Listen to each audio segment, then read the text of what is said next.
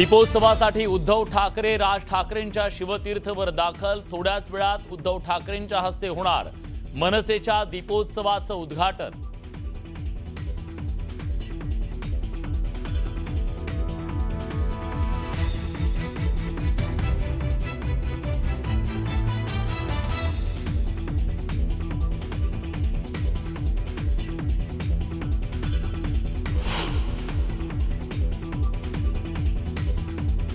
बीडच्या महा एल्गार मेळाव्यातून भुजबळांचा जरांगेंवर निशाणा। 2 सप्टेंबरचा GR रद्द करण्याच्या मागणीवरून बीडमध्ये ओबीसींचा महा एल्गार।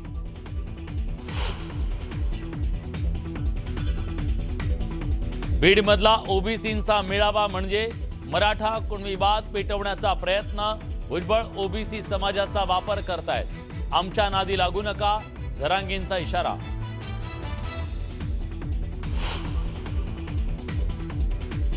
शरद पवारांच्या राष्ट्रवादीचा अतिवृष्टीच्या मुद्द्यावरून काळी दिवाळी आंदोलन। पूरग्रस्तांना भरपाई न मिळाल्याच्या मुद्द्यावरून राष्ट्रवादीचे कार्यकर्ते रस्त्यावर।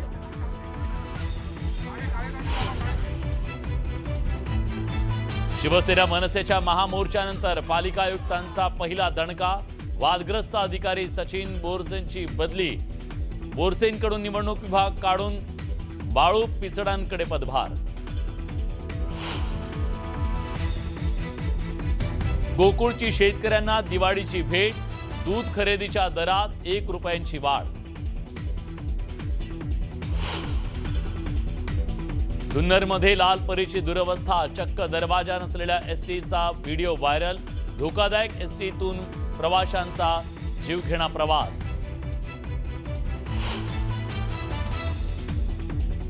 कोल्हापुरात महिला सुधारगृहातील 6 नृत्यांगनांचा सामूहिक आत्महत्येचा प्रयत्न। सर्व महिलांना कोल्हापुरातल्या CPR रुग्णालयात केलं दाखल। आणि नाशिकमधून झेपावलं स्वदेशी तेजस लढाऊ विमान। संरक्षण मंत्री राजनाथ सिंग यांच्या उपस्थितीत ओझरच्या धावपट्टीवरून तेजसची झेप।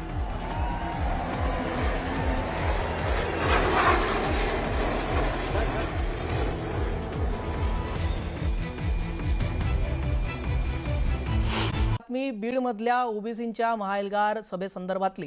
बीडमधील छत्रपती संभाजी महाराज क्रीडांगणावर थोड्याच वेळामध्ये ओबीसी महाएल्गार मेळावा सुरू होणार आहे, ज्यामध्ये मंत्री छगन भुजबळ आणि धनंजय मुंडे हे प्रमुख नेते उपस्थित राहणार आहे। दरम्यान या सभेपूर्वी धनंजय मुंडे, लक्ष्मण हाके आणि भुजबळांच्या भेटी झाली आणि या भेटीमधून अर्धा तासाच्या चर्चेनंतर वेगळीच इथं आता चर्चा राजकीय वर्तुळात रंगलेली आहे। तिघांमध्ये बैठक सुरू आहे। या सभेमुळे राज्यातील आरक्षणाचा मुद्दा मात्र चांगलाच तापण्याची शक्यता आहे। सभेच्या पार्श्वभूमीवर बीडमध्ये मोठा पोलीस बंदोबस्त देखील तैनात करण्यात आलेला आहे। कुठलाही अनुचित प्रकार घडू नये यासाठी इथं पोलिसांकडून देखील खबरदारी घेतली जाते।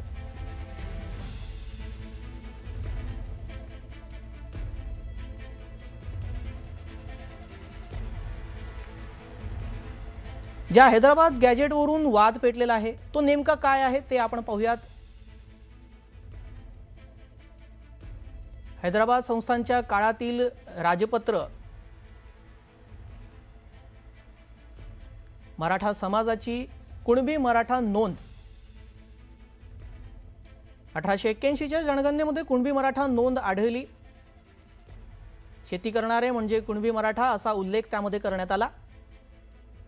हैदराबाद सरकारचा म्हणजेच 1902 ते 1948 समाज घटकांबाबत अभ्यास आणि त्यातूनच काही जाती या शैक्षणिक सामाजिक दृष्ट्या मागास घोषित करण्यात आल्या। मराठा समाज शैक्षणिक सामाजिक दृष्ट्या मागास गटात असल्याची घोषणा यावेळी करण्यात आली। या गॅजेटमध्ये ही घोषणा करण्यात आली आणि ते प्रसिद्ध करण्यात आलं। या हैदराबाद गॅजेट मधल्या ज्या काही मागण्या आहेत त्या पूर्ण कराव्या अशी मराठ्यांची मागणी आहे। तर जो GR 2 तारखेला काढण्यात आलेला आहे सरकारकडून तो रद्द करण्यात यावा अशी ओबीसींची मागणी आहे। त्यासाठी आता ओबीसींनी एल्गार पुकारलाय।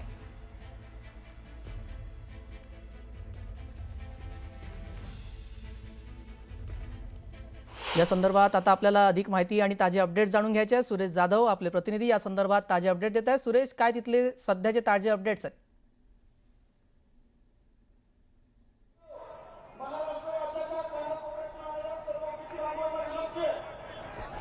ओबीसी महाएल्गार मेळाव्याला सुरुवात होण्यासाठी अवघा काही वेळ उरलेला आहे आणि व्यासपीठावरती आपण पाहतो, व्यासपीठावरती जी तयारी आहे, बैठक व्यवस्थेची जी तयारी आहे ती देखील बैठक व्यवस्थेची तयारी आपल्याला पाहायला मिळते. बॅनर देखील लावण्यात आलेले आहे आणि विशेष या वर्षीचं जे महाएल्गार मेळाव्याचं बॅनर आहे त्या मेळाव्यामध्ये आपल्याला जर पाहायला मिळालं तर पंकजा मुंडे यांचा देखील फोटो इतर बॅनरवरती होता. मात्र आज जे व्यासपीठावरचं बॅनर आहे त्याच्यावरती पंकजा मुंडे यांचा फोटो नाही. धनंजय मुंडे, गोपीचंद पडळकर त्याचबरोबर इतर जे ओबीसी नेते आहेत त्यांचे फोटो या ठिकाणी पाहायला मिळतात. तर अवघ्या काही वेळामध्ये आता या ठिकाणी छगन भुजबळ त्याचबरोबर माजी मंत्री धनंजय मुंडे, लक्ष्मण हाके हे देखील या ठिकाणी पोहोचणार आहेत. दुसरीकडे जर आपण बघितलं तर हे जे मैदान आहे या मैदानामध्ये भरगच्च ओबीसी बांधव देखील या ठिकाणी सहभागी झालेले आहेत. प्रत्येकाच्या डोक्यावरती पिवळी टोपी देखील पाहायला मिळते आणि त्यामध्ये ओबीसीचं आरक्षण बचावाच्या अनुषंगाने देखील नारा दिला जातो. एकच पर्व ओबीसी पर्व असा देखील नारा दिला जातो. घोषणाबाजी देखील केली जाते आणि बीड शहरातील छत्रपती संभाजी महाराज क्रीडांगण आहे ते पूर्ण भरलेलं आहे आणि मोठ्या प्रमाणात जे ओबीसी बांधव आहेत ते या ठिकाणी येत आहेत. आताच जो मेळावा आहे या मेळाव्याच्या अगोदर धनंजय मुंडे आणि त्याचबरोबर जे ओबीसी नेते लक्ष्मण हाके आणि छगन भुजबळ यांची देखील भेट दिली आहे. या तिघांच्या भेटीमध्ये नेमकं काय घडलं हे देखील आता लोकांना व्यासपीठावरूनच ऐकायचं आहे. मात्र बीडमध्ये जर बघितलं तर ओबीसी महाएल्गार मेळाव्याच्या अनुषंगाने हजारो ओबीसी बांधव हे एकवटलेले आहेत आणि एकवटल्यानंतर आता या मेळाव्याच्या माध्यमातून नेमकं काय इशारा दिला जाणार हे देखील पाहणं महत्त्वाचं आहे. थोड्याच वेळात आता सभेला सुरुवात देखील होईल. लक्ष्मण घाटोळ आपले प्रतिनिधी तिथल्याच सभेचा आढावा घेत आहेत, तेही तिथे उपस्थित आहेत. लक्ष्मण, आपण कुठे उभे आहात आणि तिथली सध्याची काय अपडेट आहे? मी आता बीडमधल्या हॉटेल सनराईजच्या बाहेर उभा आहे. माझ्या मागच्या बाजूला दृश्यांमध्ये जे हॉटेल आपल्याला पाहायला मिळतंय हे समता परिषदेचे नेते सुभाष राऊत यांचं हॉटेल आहे. जे हॉटेल गेल्या वेळेला जी बीडमध्ये दंगल झालेली होती त्या दंगलीच्या काळामध्ये हे हॉटेल पूर्णतः जाळण्यात आलेलं होतं आणि याच हॉटेलमध्ये मंत्री छगन भुजबळ बीडमध्ये दाखल झाल्याबरोबर या हॉटेलमध्ये आले आणि त्यानंतर त्यांनी या हॉटेलची पाहणी केली. सुभाष राऊत यांची देखील भेट घेतली. त्यानंतर छगन भुजबळ दुपारपासून याच हॉटेलमध्ये होते आणि आता काही वेळापूर्वी या ठिकाणी धनंजय मुंडे जे आहे आणि लक्ष्मण हाके हे दोन्ही ओबीसीचे नेते जे आहेत ते देखील या ठिकाणी दाखल झालेले आहे. तब्बल अर्धा तासापासून या तीन नेत्यांमध्ये बैठक सुरू असल्याची सूत्रांची माहिती आहे. पुढच्या काही वेळामध्ये हे तीनही नेते एकत्रितरित्या बीडमध्ये होणाऱ्या ओबीसी महाएल्गार मेळाव्यासाठी जातील. एकाच वाहनातून हे तीनही नेते या मेळाव्यासाठी जातील अशा प्रकारची सूत्रांची माहिती आहे. मात्र या तीन नेत्यांमध्ये एक महत्त्वपूर्ण बैठक होती. या बैठकीचा विषय हाच असणार आहे की या ओबीसी महाएल्गार मेळाव्यामध्ये कोणत्या कोणत्या मुद्द्यांवरती बोलायचं, कोण कोणता मुद्दा बोलणार, कोण कोणत्या मुद्द्यावरती आपला विषय मांडणार, या सगळ्यांवरती चर्चा होणार आहे. ज्यामध्ये सरकारने जो काही GR मध्यंतरीच्या काळामध्ये काढला त्या GR वरती कायदेशीर बाबी तपासून कोण बोलणार, त्याचबरोबर मनोज जरांगे पाटील यांनी ज्या पद्धतीनं आक्रमक पवित्रा या सगळ्या महाएल्गार मेळाव्याच्या निमित्तानं घेतला त्या मनोज जरांगे पाटलांच्या एकूण आरोपांना कोण उत्तर देणार आणि इतर मुद्दे जे आहे बीडमध्ये झालेली दंगल आणि त्या काळामध्ये ओबीसी नेत्यांच्या घरांची झालेली जाळपोळ या मुद्द्यांवर कोण बोलणार, असे वेगवेगळे मुद्दे घेऊन या ओबीसी महाएल्गार मेळाव्याच्या सभेमध्ये नेमक्या कुठल्या मुद्द्यांवरती कोणत्या नेत्यानं काय बोलावं हे सगळं जे आहे ते आता या बंद दाराआड जे आहे ते ठरलं जात आहे. आणि त्यासाठीच या तीन नेत्यांची बैठक या हॉटेलच्या आतमध्ये असलेल्या एका हॉलमध्ये सुरू आहे. त्याच हॉटेलच्या बाहेर आपण उभा आहोत. या ठिकाणी मोठ्या प्रमाणात कार्यकर्त्यांची जी आहे ती देखील मोठी गर्दी